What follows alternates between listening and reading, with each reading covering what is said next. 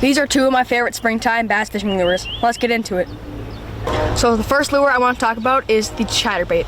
You can get this in 1/2 ounce or 3/8, but personally I like the 1/2 ounce a little bit more for that castability and the depth range.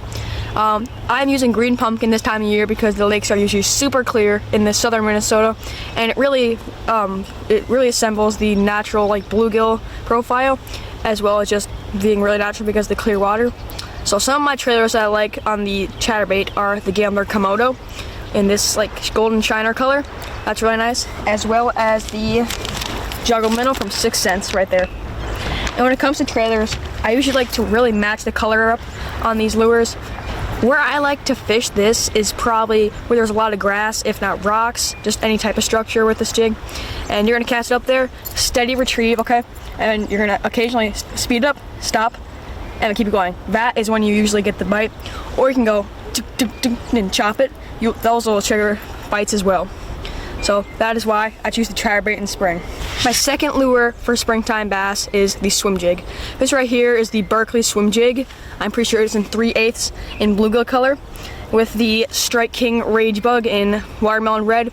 It just has it's a real subtle action, but has enough to make a little bit of sound, and it just looks really nice down there.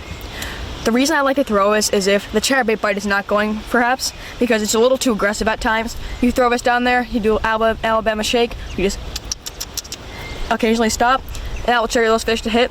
We can also skip in our docks. It's really good moving for covering water, and that is why I love the swim jig.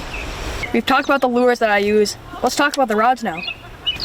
For the vibrating jig, I usually like a 7-foot to 7'4" medium heavy moderate action with some 30-pound braid to really horse them out of that grass or any heavy cover. That's my rod for the vibrating jig. When it comes to my rod selection for the swim jig, I usually like to have a 7-1 medium heavy fast action, so you can really get the Alabama shake going, just real quick tip. And then for my reel, I like to have a 7 to 5 to 1 or 7 to 1 to 1, something like that, to get the line in as quick as possible. And then for my line, also a 30-pound braid. You can do a leader, it doesn't really matter.